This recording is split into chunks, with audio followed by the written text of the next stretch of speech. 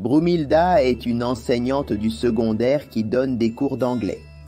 Elle est connue pour être très dure avec les élèves et appliquer des punitions sévères à ceux qui ne font pas leurs devoirs. Les punitions peuvent varier, allant de rester debout dans le coin de la salle avec des oreilles d'âne à nettoyer les toilettes de l'école avec sa brosse à dents. Si vous obtenez une note inférieure à 5 pour le semestre, vous serez interdit de quitter l'école pendant une semaine. Il est placé à la bibliothèque jusqu'à ce qu'il apprenne suffisamment et réussisse son examen de rattrapage. En 1997, elle donnait des cours à la 3e année du lycée quand quelque chose de curieux s'est produit. Les élèves au fond de la classe avaient de mauvaises notes à ses évaluations. C'est parce qu'ils passaient tout le cours à se moquer de l'enseignante et ne révisaient pas. Alors ils ont décidé de se venger de l'enseignante et de lui donner une leçon. Ils ont eu l'idée de mettre du poison dans un gâteau et de le donner à l'enseignante, dans l'espoir de se débarrasser du problème. Au début du cours, l'un de ces malfaiteurs l'a donné comme moyen de se racheter pour le comportement qu'il avait en classe. Elle a été surprise par le geste du malfaiteur et a accepté le gâteau. S'il y avait une chose qu'elle adorait, c'était le gâteau, et il le savait. Plus tard dans la salle des professeurs, elle a mangé un morceau, c'était très bon, et elle en a mangé un autre. Peu de temps après, elle a commencé à se sentir étrange, est tombée par terre et a commencé à se débattre. De la mousse a commencé à sortir de sa bouche et ses yeux sont devenus rouges comme le feu. Les employés de l'école l'ont vue et ont appelé une ambulance qui l'a rapidement emmenée à l'hôpital. Elle était entre la vie et la mort, essayant de s'accrocher au fragile fil de vie qui la maintenait dans ce monde. Après 2 semaines, elle revient, mais différente. Sa peau était plus blanche et quand elle passait près des gens, ceux qui étaient proches commençaient à trembler de froid. Les malfaiteurs étaient perplexes en la voyant.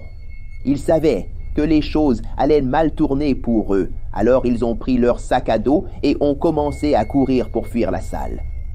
Mais soudainement, la porte se ferme. Où pensez-vous aller? Aujourd'hui, nous aurons un examen surprise. Vous avez eu 2 semaines pour étudier pendant que j'étais dans le coma. Les gamins savaient qu'ils allaient se faire avoir à l'examen. Alors, ils ont signé leur nom et rendu leur copie, espérant pouvoir partir rapidement. Mais elle ne les a pas laissés partir et ils ont dû attendre que tous soient prêts. Fini. Vous avez déjà renoncé à avoir un avenir.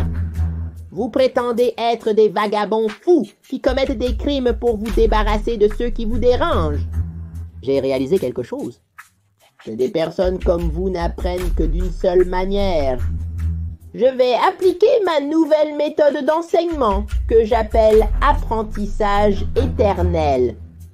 Vous resterez ici pour toujours en regardant tous mes cours.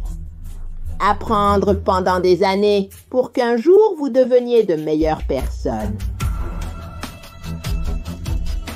Et ainsi, ils se sont tous figés une seconde et sont restés dans cette salle de classe jusqu'à aujourd'hui, regardant encore et encore les cours de la professeure Brumilda. Les gars, j'ai sorti une autre bande dessinée dans la boutique Cartoon Cat vs. Siren. C'est une histoire qui se déroule dans une terre détruite par ces créatures bizarres et qui montre le combat entre ces 2 titans.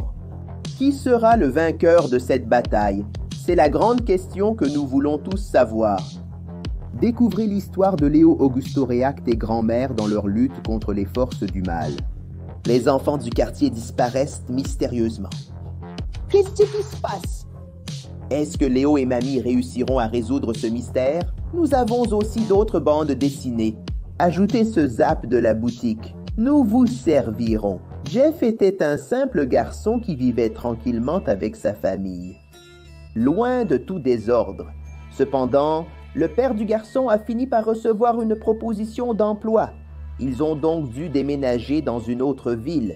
Là, ils ont rencontré leur nouveau voisin, un couple qui a invité la famille de Jeff à une fête d'anniversaire qui aurait lieu dans quelques jours. Ils ont accepté l'invitation car cela leur permettrait de mieux connaître les gens de là-bas, n'est-ce pas? Le jour tant attendu est arrivé.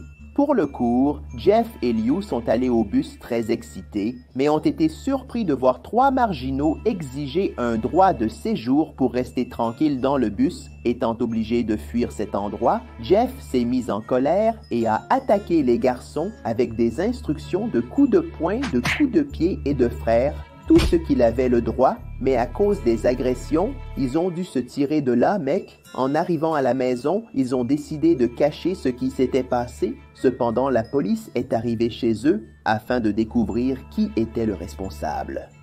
Lil avait pitié de son frère, alors il a dit aux agents que c'était de sa faute d'avoir agressé les garçons. Malheureusement, il a pris 1 an de prison pour coups et blessures. Après l'incident, le jour de la fête était arrivé, donc les parents de Jeff ont décidé de l'emmener à l'anniversaire pour essayer de soulager la tension qui régnait dans cette famille. En arrivant à la célébration, Jeff a remarqué les 3 marginaux du bus. Ils étaient les fils des voisins, les hôtes de la fête. Ils voulaient une revanche, mec alors, à un moment où il s'est éloigné du mur de la salle de bain. Ils ont surpris Jeff en lui frappant la tête avec une bouteille de vodka. Ils ont continué à le frapper et Jeff a fini par perdre la notion de ce qui était juste et faux. Il est devenu extrêmement violent, a riposté à tous les coups et a détruit celui des garçons. Voyant que le visage de Jeff était trempé de vodka, le 3e a lancé un briquet et son visage a été complètement brûlé. Mais il a ignoré le feu et s'est mis à détruire le 3e. Peu après, il s'évanouit, tombant la tête la première dans les toilettes. Jeff et les autres ont été emmenés à l'hôpital. Ils lui ont mis un masque en plâtre pour accélérer la cicatrisation de son visage. Les 3 fils de ses voisins étaient déjà partis. Jeff a survécu après 1 an d'hospitalisation dans un état grave avec son visage défiguré. Ce jour-là, il a été autorisé à rendre visite à sa famille et a été escorté jusqu'à sa maison. Il portait un bracelet électronique pour qu'il ne s'échappe pas. Lorsqu'il a retiré le plâtre, les membres de sa famille ont été choqués par son visage complètement défiguré. Enfin, après le dîner, la mère des garçons est allée leur dire bonne nuit. Cependant, elle n'a trouvé que Liu endormi dans la chambre, cherchant Jeff. Elle a trouvé le garçon en train de se couper les lèvres dans la salle de bain. Il essayait de devenir plus beau, mais il n'a pas réussi. Désespérée par la figure effrayante, la femme court chercher son mari pour lui raconter ce qui s'est passé, mais elle finit par trouver son mari sans vie. Criant à l'aide, elle est également devenue une cible de Jeff. Alors, entendant les bruits venant de la chambre, Léo a lentement ouvert ses yeux alors qu'il était allongé sur le lit. Jeff est resté au-dessus de lui prononçant les mots suivants. « Chut, va dormir. » Depuis lors, il est connu sous le nom de Jeff le tueur. Celui qui envahit la vie des gens et les fait dormir pour toujours. Tom est un jeune homme qui était un grand fan de Sonic the Hedgehog, jusqu'au jour où le facteur a laissé à sa porte un colis. C'était un quatscent sur lequel était écrit Sonic XY. Et une lettre signée par son ami Kyle, qui n'avait pas donné de nouvelles depuis 2 semaines.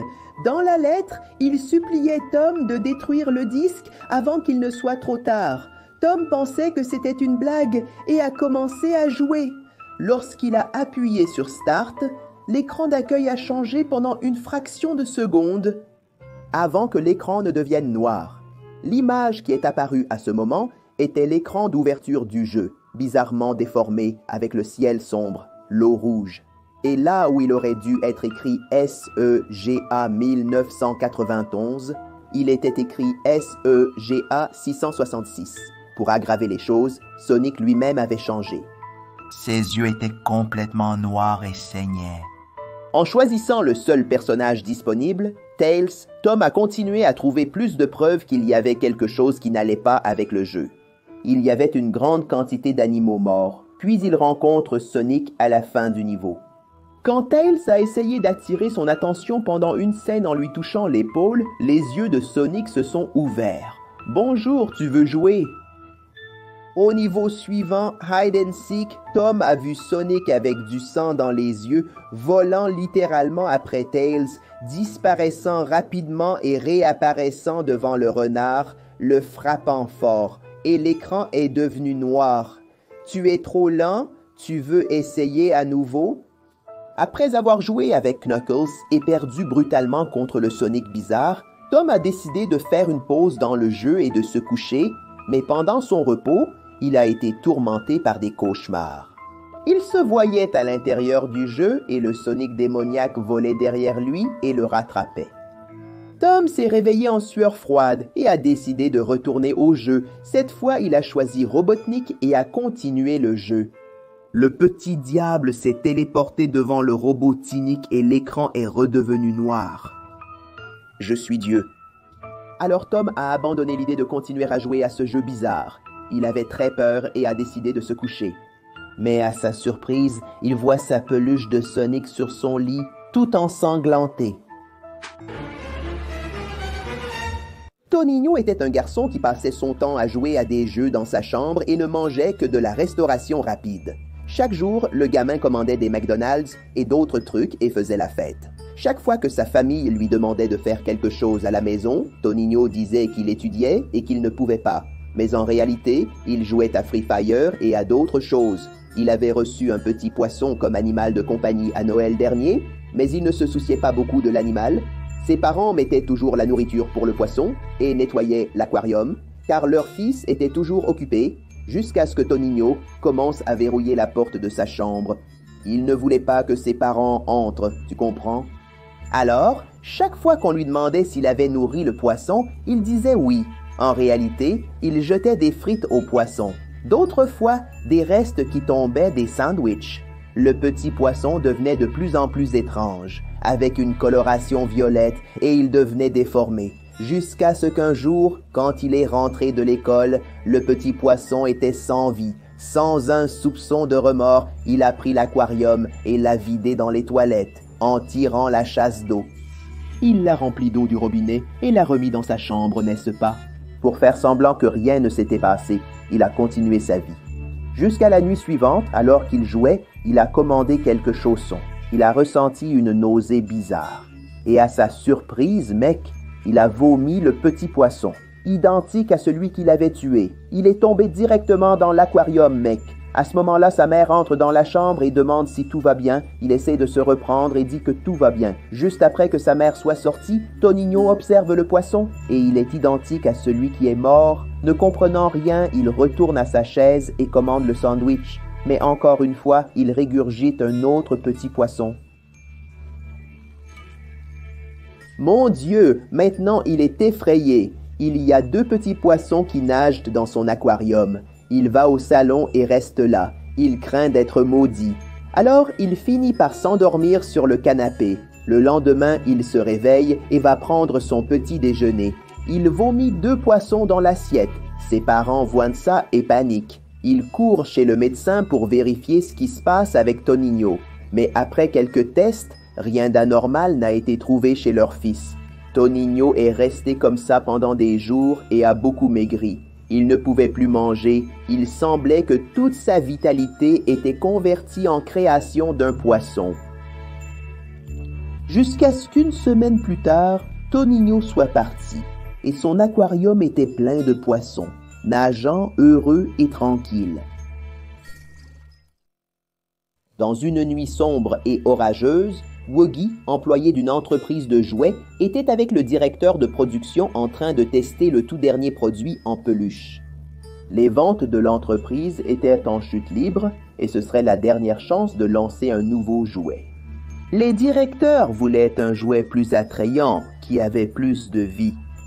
Seulement que lors des derniers tests, la peluche a fini par perdre le contrôle, elle s'est jetée sur le chef de production de manière hostile. Cependant, elle s'est soudainement arrêtée et sans raison, la tête a explosé. Les éclats ont fini par toucher le bras de Wang et il a été incapable de travailler. Pendant un moment, pour empirer les choses, l'entreprise avait beaucoup de dettes et devait réduire son budget, mec. Cela signifiait licencier des employés. Heureusement, Wang garderait son emploi. Mais il s'attendait déjà au pire. Cependant, après une semaine, il a une visite inattendue. Le chef de production avait quelque chose à lui dire. Il y avait une stratégie qui leur permettrait de réussir à créer le peluche intelligent. Et il relèverait l'entreprise. Il serait promu et gagnerait beaucoup d'argent. Il avait juste besoin de l'aide de Wook pour cela. Déjà à l'usine, le chef de production a dit qu'il était heureux de l'avoir là et que le jouet porterait le nom de Woog, étant donné qu'il était l'un des rares employés à rester dans l'entreprise. Chwach a été honoré par la reconnaissance de plus de 20 ans dans cette entreprise. Dès qu'il a signé quelques papiers donnant son nom au produit, ils l'ont attaché et ont commencé les expériences. Il y avait une clause en petits caractères qui autorisait l'entreprise à faire ce qu'elle voulait de lui. Ils ont transféré tous les organes de Wang à la poupée, essayant quelque chose jamais vu auparavant dans l'industrie. Et quand notre ami s'en est rendu compte, il n'était plus le même qu'avant. Le jouet pensant était fait, prêt à révolutionner le marché du jouet. Il a essayé de s'échapper de là à maintes reprises, mais sans succès. Il le prenait toujours en train d'essayer de fuir. Et il corrigeait le gars, ou plutôt le jouet. Ils lui ont fait subir un lavage de cerveau, montrant des images à maintes reprises afin de créer un nouveau comportement pour la poupée. Et peu à peu, l'ancien Woog a disparu et sa nouvelle personnalité a émergé. Et il est devenu le Huggy Woog.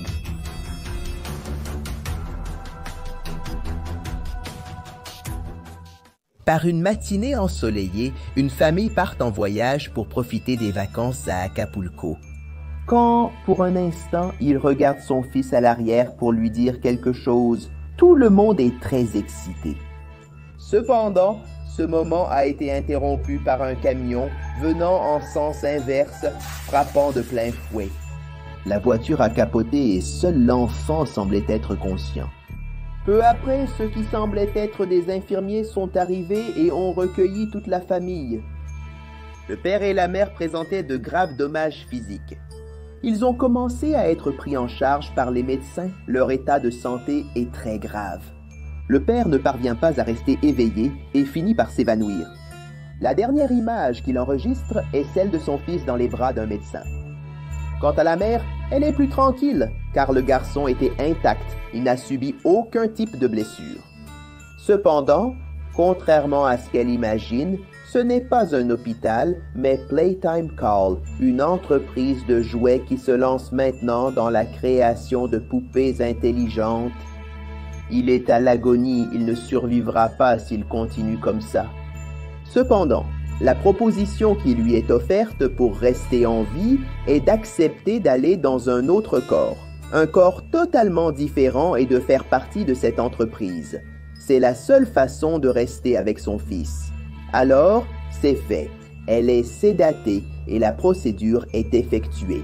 Et ainsi, la mère devient Mommy Longlegs, une poupée qui aime tous les enfants. Elle a de longues jambes et des bras qui accueillent les petits. Ne dit-on pas qu'un cœur de mère a toujours de la place pour un de plus?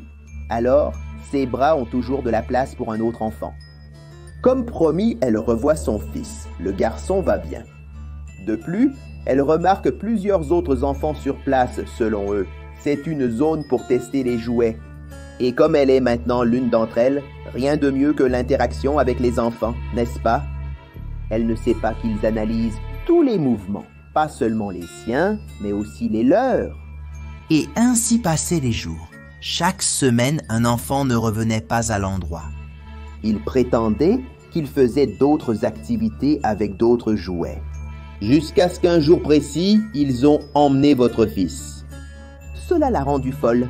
Elle a cherché longtemps dans ses pièces, a essayé d'aller d'un coin à l'autre, mais n'a pas réussi. Elle a cherché pendant longtemps, cependant tout ce qu'elle a trouvé n'était que douleur. Le fils qu'elle connaissait n'existait plus. Lui et tous les autres avaient également été transformés en jouets. Et pour aggraver les choses, ils lui ont été enlevés. Tout ce qu'elle voulait, c'était rester en vie et voir son fils grandir. Mais maintenant, Playtime Call lui a enlevé cela. La famille de Madame Claudinea venait de déménager dans une nouvelle maison. Ils n'avaient pas d'armoire, car l'ancienne avait été détruite par les pluies, jusqu'à ce qu'au cours d'une conversation dans le nouveau voisinage, Irena lui offre une armoire à 10 portes. Claudinea a accepté le cadeau et l'a mis dans sa maison. Wow! Maintenant, il y aura de la place pour ranger tous les vêtements de la famille. Mais après une semaine, elle a découvert qu'Irena pratiquait la magie noire. Et elle convoitait beaucoup la maison et le jardin que Claudinea et sa famille avaient loué. Irena avait cet endroit où elle pratiquait ses magies, juste à côté de Madame Claudinea. Et elle ne faisait que convoiter, n'est-ce pas? Alors elle s'est méfiée de l'armoire, pensant que le meuble pourrait avoir quelque chose de mauvais. Je ne sais pas, n'est-ce pas? Alors elle a décidé de le transmettre, mais quand elle est allée l'apporter sur place, la femme propriétaire de l'orphelinat a vu l'armoire, a fait une drôle de tête, a fait le signe de la croix et a refusé, a donné une excuse bidon qu'il n'y avait pas de place pour une armoire aussi grande. Madame Claudinea n'a pas très bien compris ce qui se passait là-bas, mais cela a déjà montré que cette armoire n'était pas un meuble ordinaire. Comment ça, mec? La femme se signe quand elle voit le truc. Des choses étranges ont commencé à se produire. La vie de la famille de Madame Claudinea a commencé à se dégrader, mec. Des disputes ont commencé à éclater à la maison. Ils ont perdu leur emploi la même semaine, elle et son mari, jusqu'à ce que la mère de Madame Claudinea trouve un couple d'un autre quartier qui venait de se marier et qui était en train de monter leur maison. Ils avaient besoin d'une armoire, alors, le même jour, elle l'a déjà expédiée. 5 mois plus tard, la mère de Madame Claudinea est arrivée chez elle, n'est-ce pas? Disant que les gens à qui ils avaient donné l'armoire se disputaient beaucoup et avaient tout perdu. Depuis leur emploi jusqu'à la maison où ils vivaient, il ne leur restait que l'armoire dans leur vie, et qui a été utilisée pour construire une cabane en bois. Ils vivaient dans la misère et ne progressaient pas du tout dans la vie. Ce n'était pas sûr que cette propriété était baptisée avec quelque chose de mauvais, n'est-ce pas? Jusqu'à voir la situation de cette famille. Avez-vous remarqué que chaque école sonne une alarme à certains moments de la journée? Et quand cela se produit, quelque chose se passe comme l'heure de la récréation et aussi l'heure de partir, n'est-ce pas, mon partenaire? Ce sont des signaux de base pour que tout le monde se situe dans le temps et ce qui est à venir. Sachant cela, une créature a commencé à profiter de cet environnement scolaire pour pouvoir se nourrir, faire des victimes et se remplir la panse, n'est-ce pas? Connu sous le nom de Siren School, ce monstre de la lignée sirène s'installe dans les écoles et simule ces signaux que nous avons l'habitude d'entendre, confondant les élèves qui y étudient et même les enseignants, causant une grande confusion. Le professeur est en train de donner un cours là-bas, n'est-ce pas? Soudain, la sonnerie retentit. Les enfants pensent que c'est l'heure de la récréation et sortent comme des fous à la recherche de divertissement. Cependant, ils sont avertis par l'autorité présente de revenir. L'alarme a sonné par erreur, dit le directeur. Cependant, c'est à ce moment que Siren School prend ses victimes, les déracinés de la foule qui passe par là. On estime que cette espèce de Siren Head a réussi à s'adapter à cet environnement scolaire et qu'elle se reproduit rapidement dans les villes. Il peut aussi libérer du brouillard, mec, ce qui réduit la visibilité, et ainsi il lui est plus facile de capturer les déracinés dans son ventre, tu comprends? Le moyen pour toi de survivre si ton école a une créature Siren Skull est d'éviter de marcher seul. Toujours marcher avec au moins 5 amis, mon pote. Reste loin des poteaux, mâts ou toute chose qui ressemble à un poteau avec une sirène. Tu comprends? Ainsi, tu auras plus de chances de survivre. Si tu es capturé, crie et fais beaucoup de bruit. Cette créature ne veut pas attirer l'attention sur son action, n'est-ce pas? Cela peut compromettre tes performances à l'école, là. Alors, mon ami, fais attention à la Siren School. Cette créature est vraiment bizarre. Salut les amis, Léo à l'appareil. Aujourd'hui, découvrons une sinistre créature qui cause de gros problèmes dans la vie des enfants et des adolescents qui aiment jouer à des jeux vidéo portables. C'est vrai. Des cas récents montrent le modèle des attaques subies par ces personnes, d'une tranche d'âge qui varie de 8 à 19 ans. Tous rapportent qu'ils ont trouvé une console de jeu portable.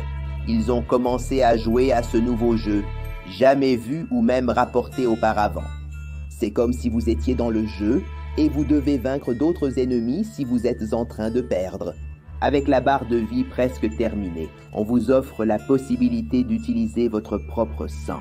Pour pouvoir récupérer la vie du personnage si vous acceptez, un fil est branché dans votre veine qui fera cette conversion. Si vous refusez et mourrez avec le personnage, vous reviendrez au début du jeu et devrez tout rejouer. On ne sait pas exactement quel type de dispositif c'est et comment ces personnes obtiennent ce jeu vidéo. Mais les proches de ces victimes disent que cela ne semblait pas étrange. De nos jours, il est normal qu'un enfant ou un adolescent passe des heures à jouer. Mais ils commencent à trouver ça étrange, n'est-ce pas? Car ils étaient extrêmement accros et ne cessaient jamais de jouer. Le plus bizarre pour Donna Maria das Dores était de voir son fils branché, perdant du sang et devenant anémique. Elle pensait que ce jeu était satanique, envoyé par le Kwajalein pour détruire sa famille. Depuis lors, son fils a été interdit de jouer et quand elle a voulu détruire l'appareil, il avait déjà disparu. Quoi que soit ce jeu portable, on peut observer un modèle parasitaire qui suce le sang pour se nourrir et divertir l'hôte. Alors faites attention mes amis, si vous voyez Gameblood, ne jouez sous aucun prétexte.